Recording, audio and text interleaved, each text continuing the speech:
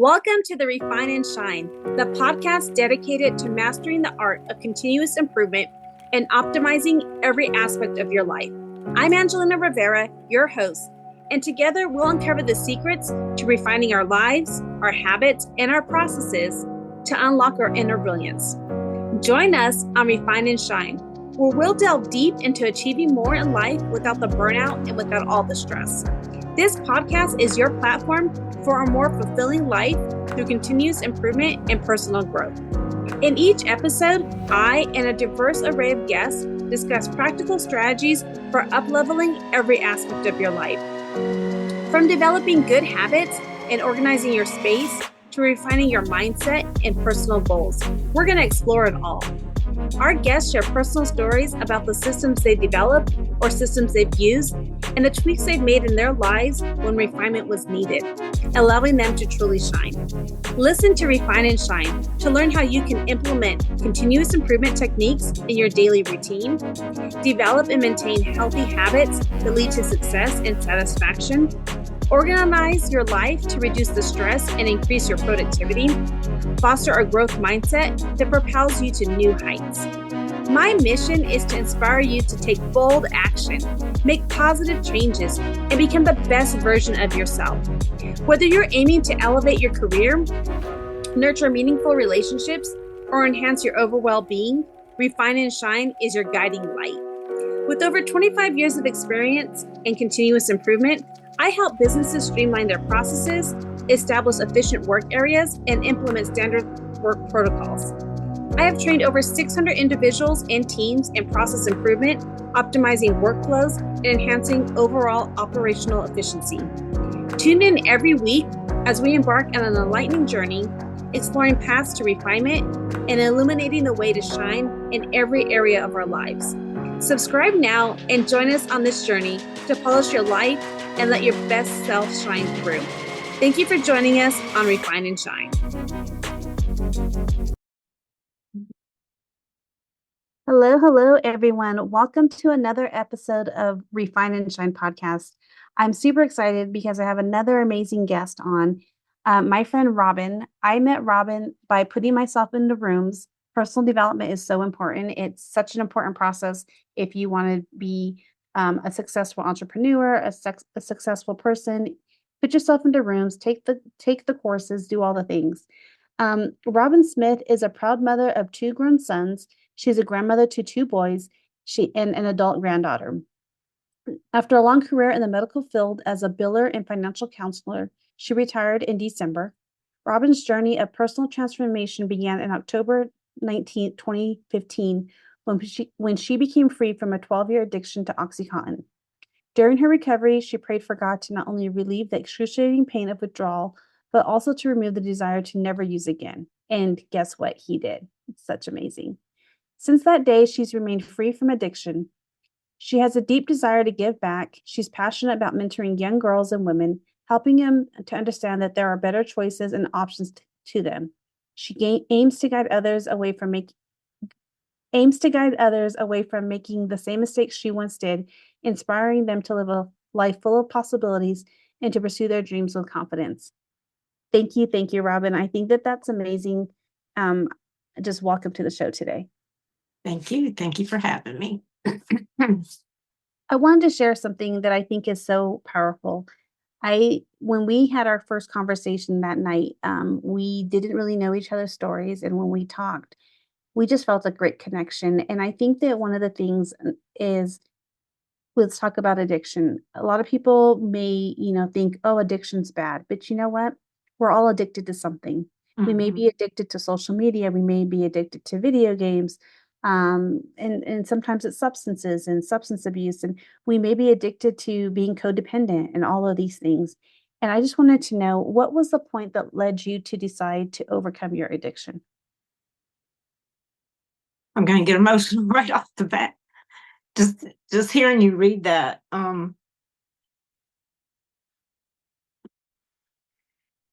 Okay. My dad died. And my dad died and my second grandson was born a day apart. So within 24 hours, my dad died, my grandson was born. And I had been struggling. It was more of a physical addiction because I had done drugs in my younger years, and nothing ever got a hold of me like that to where I couldn't stop. And I tried several times to get off the oxycontin, and it was just I got so sick that I just had to have it to keep going. But so anyway, when my dad died, me and my sister went to Texas, and on the way there, um, or no, on the way back home, me and my sister got into a really bad, heated argument. And my cousin lived in Houston, which was, I think, maybe an hour away from my dad's funeral. And so I called my cousin, asked if I could come stay. It was just kind of on a whim, and it was in that drug-induced mind of mine. My sister dropped me off, and I just decided I was going to get myself clean. And by that time, I was on Suboxone, which is a therapy drug to get you off of oxycontin. But I got addicted to those. So I think I had like 15 pills left, and I was trying to like monitor how many days, to where I wouldn't get really sick. And then my cousins not knowing what was going on, I was having to hide it from them and try to do this, in the quiet of my bedroom at night, and just praying every night, laying on the floor and just, crying out for help.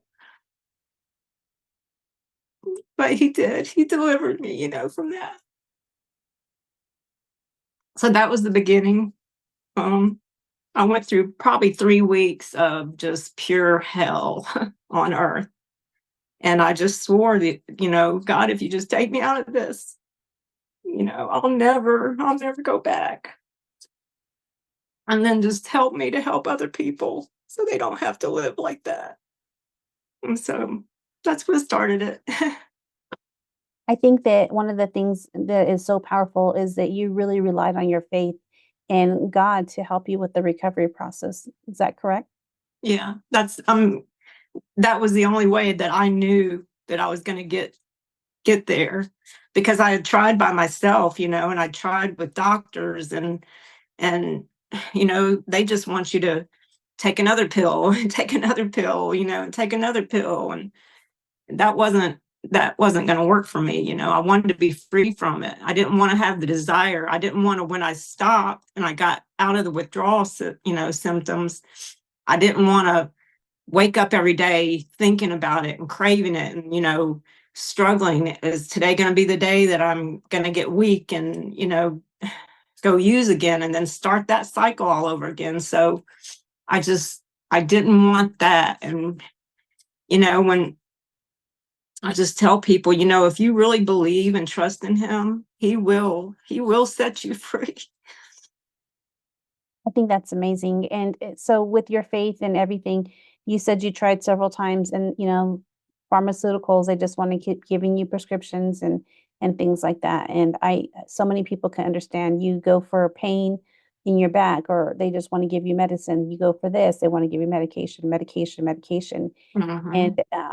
And so it's very hard, especially when you're going through something like what you were, the addiction to medicine. It was, to get off of that, and it wasn't an easy challenge. So when you said day by day you would just pray and do things like that, was there any type of program that you followed, or how did you go through it? Prayer. I mean, there really was nothing but prayer.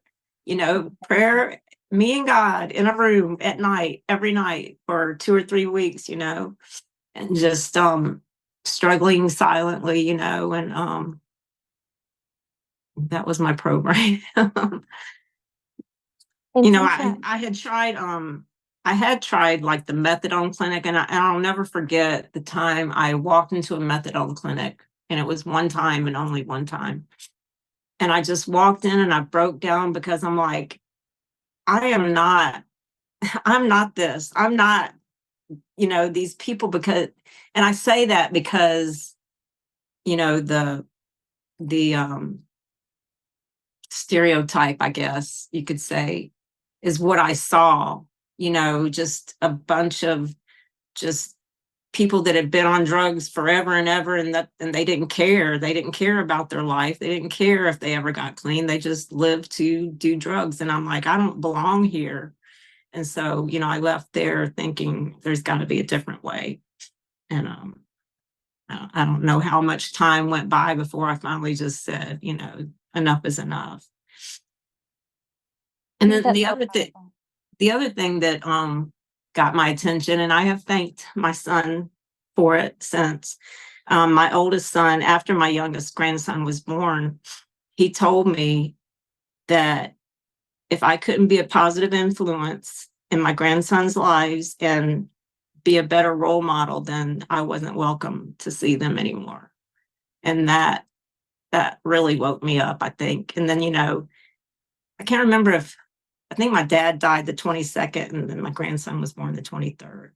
And so, when he said that, it was just like, I've got to see my grandsons. I can't live without my grandbabies. So he did me a favor. I was mad at him at first, but he did me a favor. I think that's so important is that sometimes people have to be honest and give us the truth, and we may not want to hear it, but that pushes us to do the things that, that was like your motivator. Your grandsons were your motivator. Your faith was your motivator.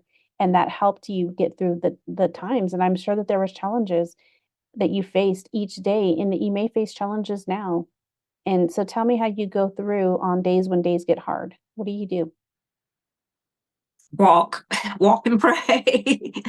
Walking has become my new medicine. Well, I say new medicine, it's been 4 years, but and just to exercise, getting active, or you know going to help other people that are less fortunate than you. That's probably a big one too.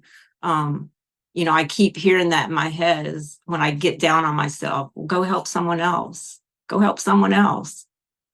Take the focus off of you and your problems and help somebody else that needs me more than you do. you know and that's God talking to me.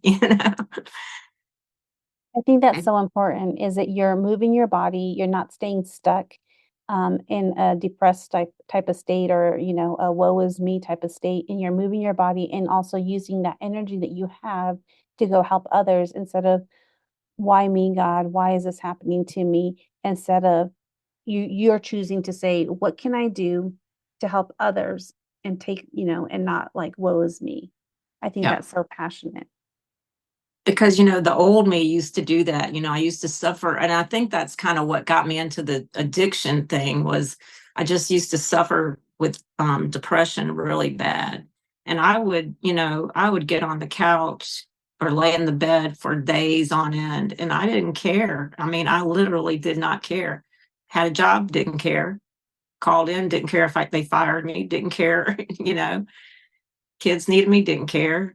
I mean, it was horrible, and that's when the exercise started coming in, because I used to have bad panic attacks.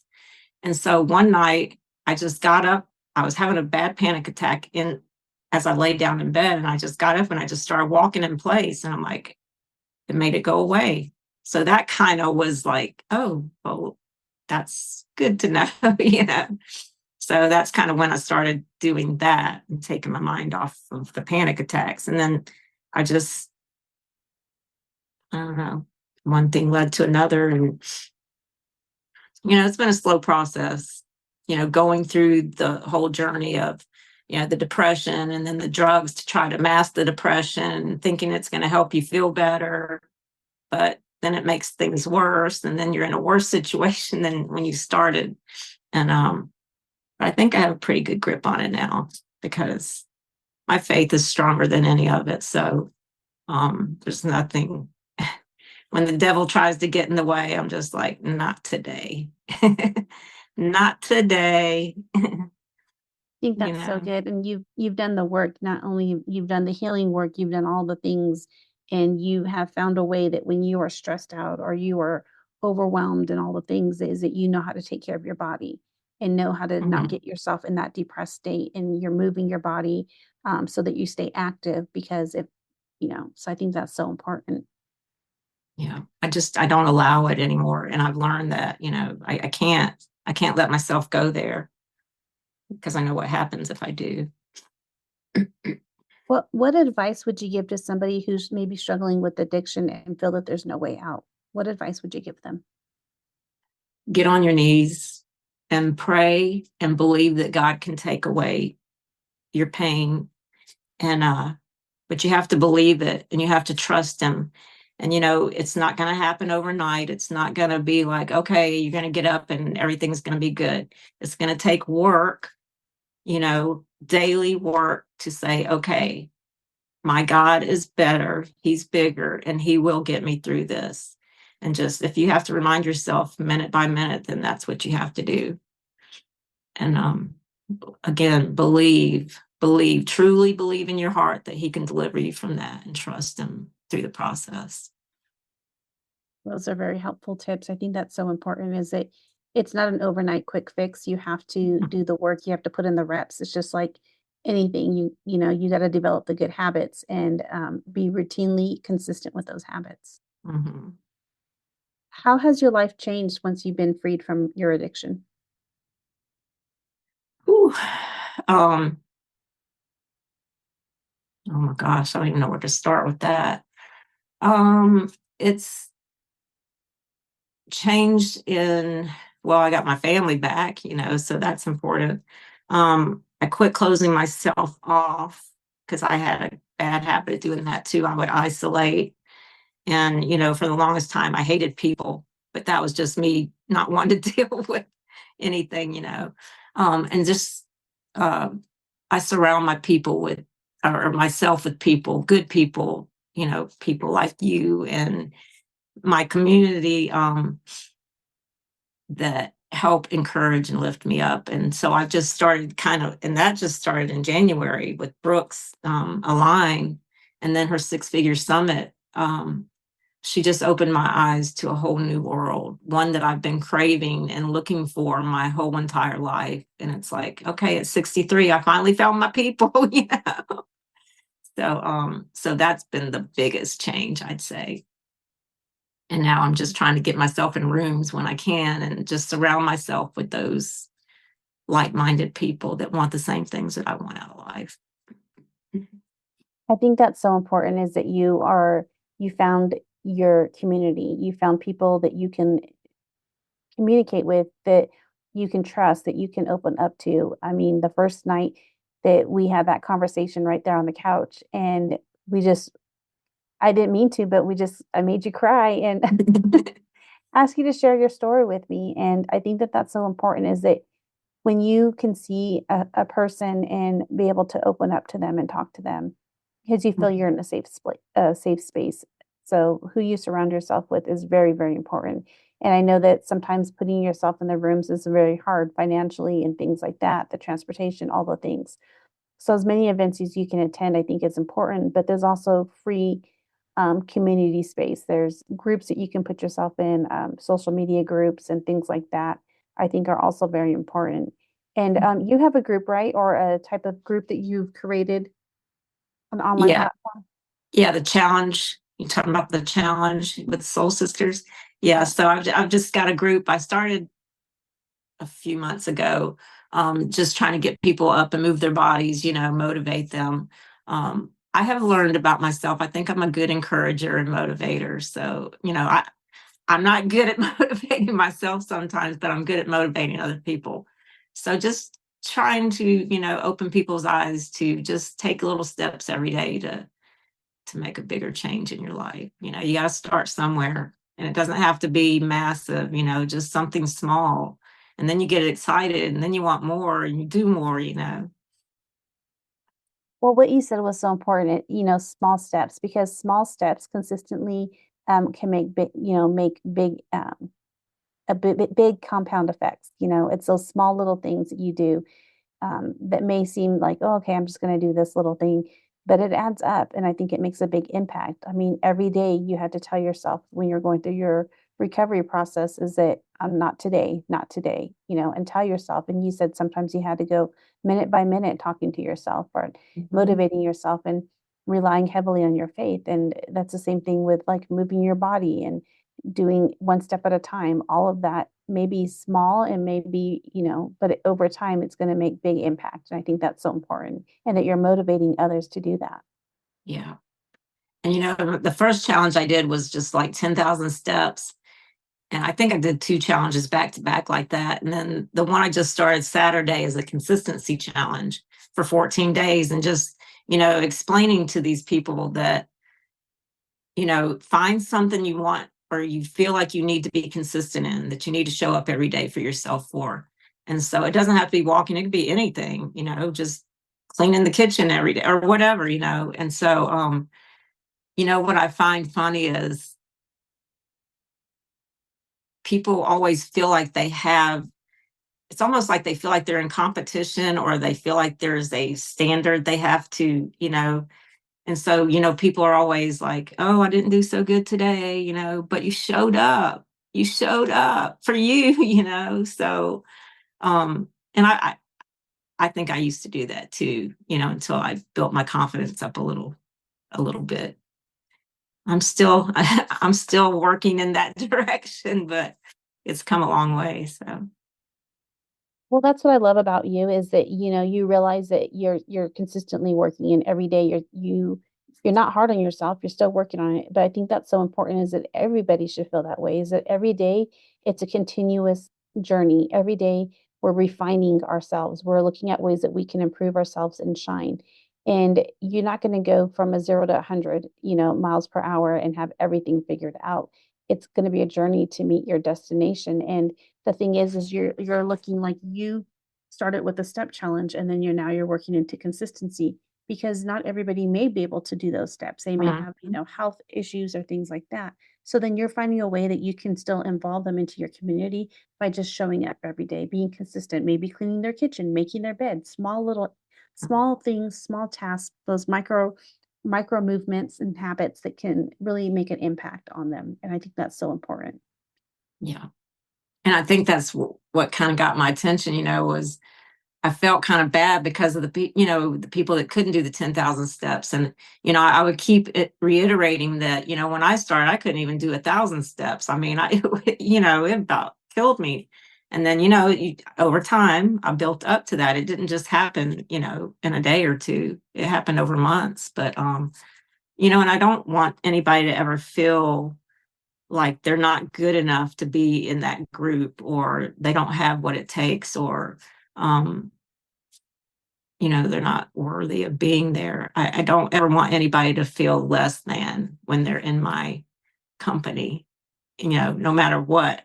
That's just how I've always felt because I've been in that position and it doesn't feel good. So I don't ever want anybody to feel like I'm better than they are and that, they don't deserve to be in my presence. That's just ridiculous to even think, So, I think that's important that you said, you don't want people to compare themselves to others and be hard on themselves because we all know that comparison's the thief of joy. If we're constantly looking like, why am I not good enough? Why am I, this person's doing this or that person's doing that? Like, look at yourself in the mirror and look at what you're doing yourself every day and be mhm, happy with those things. That's some of the things I talk about with my shine principles is every day you got to celebrate your wins and you got to show up for yourself and be intentional and purposeful and all those things. I think that's so important. One of the things you talked about is you want to mentor young women.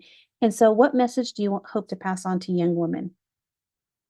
um, just because you may be born into a bad situation or, married into a bad situation or, whatever the case may be, you don't have to stay there. That doesn't have to be your destiny. There are ways out, there is better.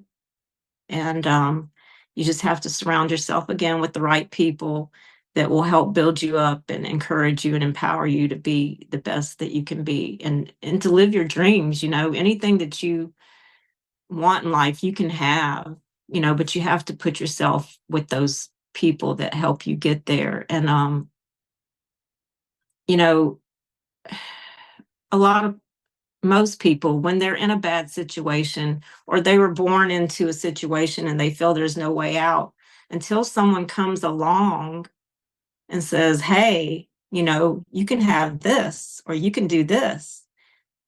They don't even necessarily know that there are options or there are choices, because they've been in that life all their life, and they think that's just normal for everybody, and it's not.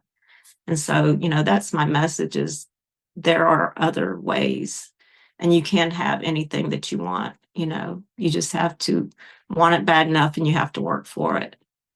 And I hope that people will reach out to me at some point, young girls and young women.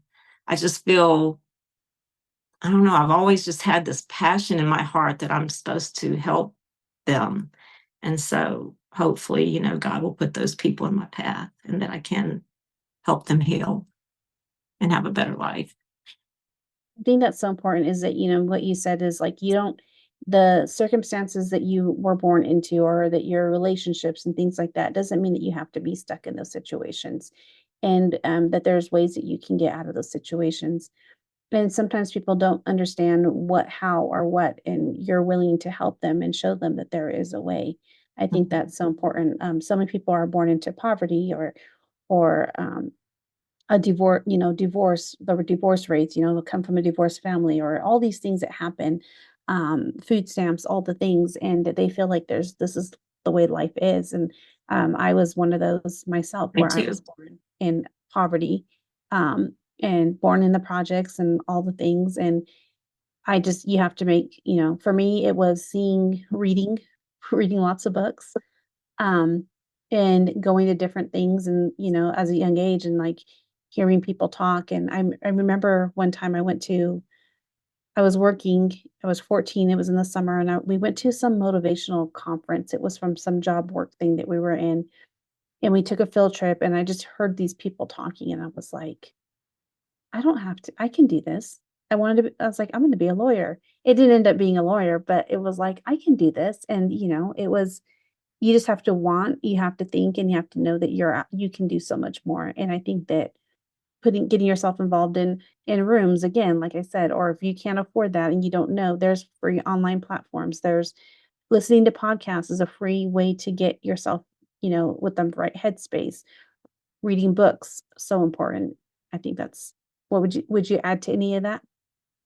Yeah, reading books is, especially nowadays, all the Audible, the library is free. You can, because my kids were growing up, I was a single mom and we were poor, and so our entertainment was to go to the library, a couple of times a week, and we just sit in there and read, and the kids would do whatever, read or whatever they were doing. And there's a lot of free resources out there. You just have to find them. And especially nowadays, like you said, with all the online stuff, there's so much information out there. You just have to know what you're going after and just start searching. Google, Google search and find what you want. I remember my mom when she was going to school, she was a single mom and raising, there was 5 of us at the time, and she was getting her bachelor's, and she needed to do research, so she would take us to the library, and we'd go once a week to the library, sometimes Mhm. 2 times a week. Then we had gotten to the part where we'd go to the cemetery because my grandpa was there, we'd visit him every Sunday, and we would see, like, walk around and see, like, Jane Does and, like, little things, and we'd wanna research the article, so we'd go, like, look up microfilm, like, it was all the things. And even though, like, now like, my mom was doing it, one, it was air conditioned, and then they had what and then they had programs in the summer, so if you read so many books, you could get, like, a free McDonald's meal or something like that, which we couldn't afford, so that was like That a was a treat. big deal. Yeah. Yeah. But, I realized, and just the power of getting us into that mindset that reading was important, books are good. Um, and one of my sisters later on went to become a librarian because she just loved the library Mhm. so much. And so there's so many things that we can do, that are free. And like you said, Audible and the library is so amazing. And that's something we can put ourselves in those situations. I think it's important. Yes. How important is it for like when you're going through your struggles and things like that? Did you have a support system? I mean, I know you relied heavily on your faith, but did you have any family or anybody that could support you?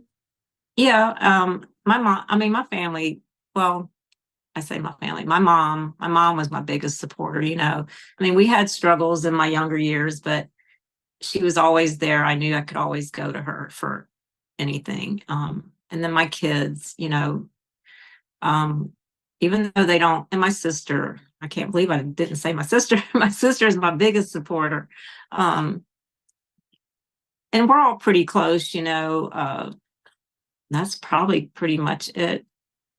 Just my kids, my sister, and my mom. My mom passed away November, it'll be 2 years. And that was another thing that kind of got me motivated to make a change, you know, was just watching her, you know, be sick for 6 months and you know, you reflect on what her life was and, you know, is this what I want my life to be? And so that's another reason I started making changes.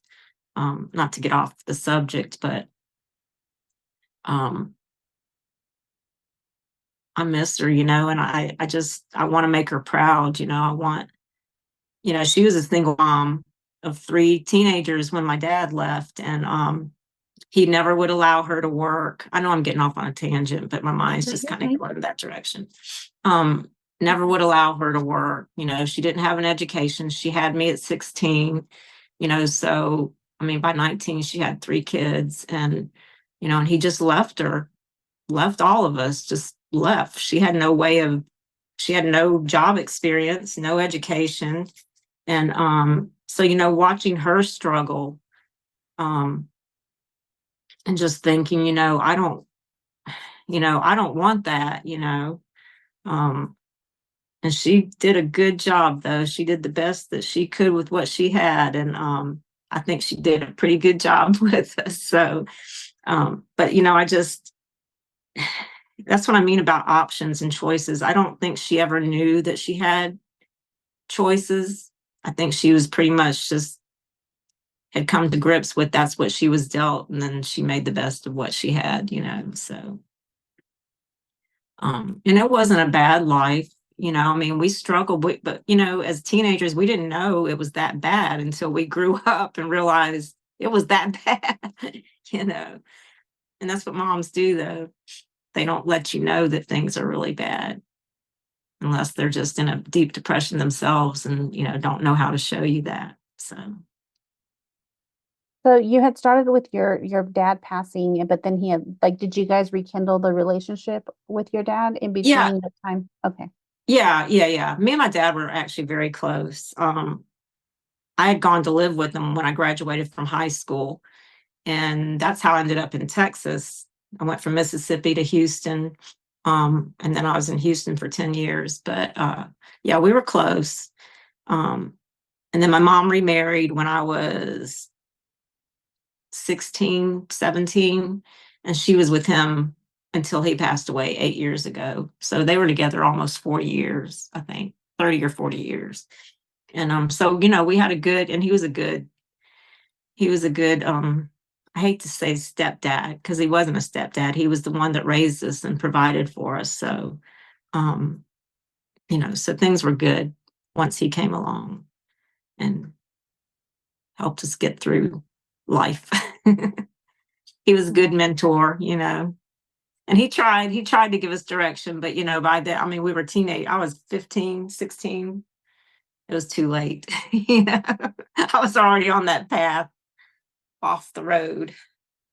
Well, I think it's important though that, the mentoring, you said that he provided, mentorship and things like that. And sometimes we don't want to listen to those people Mhm. at the time because we're in our teenage years. So if there's a teenager out there listening or a young woman, maybe you don't want to listen right now, but hear this advice. It's really good to, if somebody is giving you advice, take it with, like, listen to it and reflect on it. Maybe take some time to journal on it. And if you don't journal as a teenager, you should, because it's really helpful. And we wait too long in life to realize how powerful putting our words down on paper are to help us with the stress and anxiety and all the things that we feel. But I say it's very important to surround yourself with right people and take advice from people. Um, you know, I think it's so helpful to make sure that we're on the right journey because Mhm. rebellion is not always good. It gets us into trouble. And we've been there, so we're telling you don't do it. Yeah, exactly. You know, and that's the thing too, you know, I mean, I can remember as a teenager hearing adults say things. I'm like, yeah, right, whatever. They think they know everything. Well, yeah, they do because they've been through it. They've lived through it and they learn through the mistakes. And they're trying to teach you, don't make the same mistakes I made so that you can have an easier transition, into adulthood. But, as teenagers, we usually don't listen. Now, when you grow up, those things come back to you in your mind, you're, oh, that's what they were talking about. But yeah, the experience, listen to, people that have been through it because they have lived through it. They have the experience behind them and they do know what they're talking about most of the time. What dreams or goals do you have for the next phase in your life now that you're retired and everything? um, to mentor young girls and young women, especially single moms. Um, I think here lately in the last couple months, I feel like God's putting these really young teenage girls in my life. And it's just kind of random how they're just appearing, and so I feel like that's my cue, to do something about it. And I'm still not clear what I'm supposed to do, but I know I want to mentor young women and girls. And I also want to at some point have a back to basics produce market where I have whole foods and, just getting the body healthy again. And instead of buying from the grocery stores and having all this junk put in your body and, getting back to basics, how it used to be when I was a kid, and things were, when they were organic, they really were organic, I mean, it was fresh from the farm to your table. So I would like to do that and just help people get healthy mentally, emotionally, physically, spiritually, all the way around. I love And that. I God, think that's so important. And do you have any? Do you do any of that type of farming and all the things right now? no, Not yet. Not yet. no. Um, I did start pickling though a couple of weeks ago. I'm like, well, let me try that first. And that was fun. I tried canning. I'm like, that's too much work for me. I didn't enjoy it at all. Um, and I was just telling my sister this morning, it's like, I need, I hate to say it, but I need someone to motivate me to get started because I live by myself. So, it's hard to get yourself motivated to do the things that you want to do that you're in your mind. And I don't think people understand living alone is, I'm not lonely. I don't feel alone, but when you have somebody in the house with you, you're just motivated to do things because it's them that you're thinking about instead of yourself. So yeah, I need motivation. I need help, Angelina. I need motivation. I can help you with that. But I think that one of the things though that's important is that you have these things that you want to do, and have you written them down? Have you put them on a vision board or brain dumped? I think Oh that's well, yeah, actually I was gonna say no, I haven't, but actually, yes, I have, because in my phone, about a year, I was telling Mary this, about a year and a half ago, all these like things started popping in my head, and I realized it was God, because it would just be like random things. I'm like, what? So I would write it down. And so I've got this long list of the things that I want, but now I'm like, okay, now what do I do with them though? Like I've tried going to the farmer's market and getting a spot there where I could sell stuff, and that didn't pan out. I'm like, okay, that's not the direction I'm supposed to go. So to answer your question, yes, it's written down in my phone, and that's where it's been sitting for a year and a half. we got to work on prioritizing them and figuring out and getting clarity on those things. I love Yes. that. But I love it. At least you brain dumped. Um, but that's something to think about too. It's like getting some clarity on those things. Like, God, what is this? What is the actions that I need to take? And prioritizing those as well. It's important. But I think that, that what's important about everything is that you have went through, overcome addiction, retired, raised your family, raised your boys, you have grown children, you're a grandmother, and you've done all of these things. And even though it's been ups and downs and hard, that you keep going and you're already looking at, like, what's next, God? Like, what are you giving me next? And you're looking at, like, I don't know yet what it is, but I just know deep down that there is something I'm going to be doing because I can feel it. I think that's so Mhm. important. And the thing I want to say about that, when people get to a certain age, and it's one of my pet peeves, they think life is over, and it's not.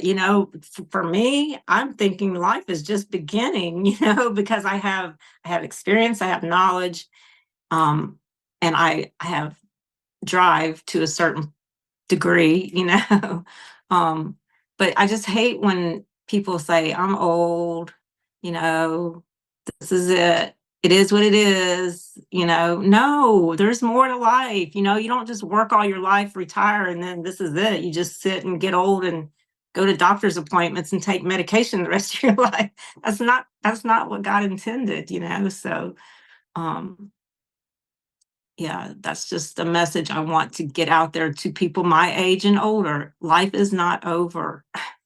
Life's not over. It's only over if you decide it's over.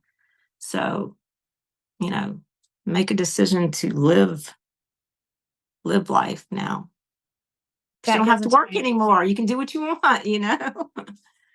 that was going to be one of my questions, is I was going to ask you is, what was one word or phrase that you could give my listeners to as a call to action for them, like, for them to refine and shine today? Just get up and do it. Just make it happen. Action, action. That's the word, action. You're going to take action too on that list, right? Yes, I am. I'm going to take my own advice. I've taken I action, just not on that. So how can my listeners follow you? And if there's others want to join in your group or anything like that, like, what is it that what's the best way to reach you? Um, Probably Facebook, Robynn Smith, Robynn. And then my email. You can put my email, my phone number, Yeah, and I'll they leave can that in reach the me. show Yeah. notes. Yeah. And don't hesitate. If you feel like you need to talk to someone and I am your person, then just reach out to me and I'll be happy to help you. Whatever I can do for you, I'll help. I'll try at least. I think that what's important is that you're offering them a voice or an ear to listen, and then you're letting them express their voice, what they want to say, and you're like a safe space. And I think that's so important. Hmm. And it is safe because whatever comes to me, it stays with me. It doesn't go anywhere. So you are safe with me. I love that. Well, thank you for being on, and I am so excited for everyone to hear this, and I appreciate it. Thank you, Angelina. Thank you for joining us on this episode of Refine and Shine. We hope you find valuable insights and inspiration to fill your journey of continuous improvement.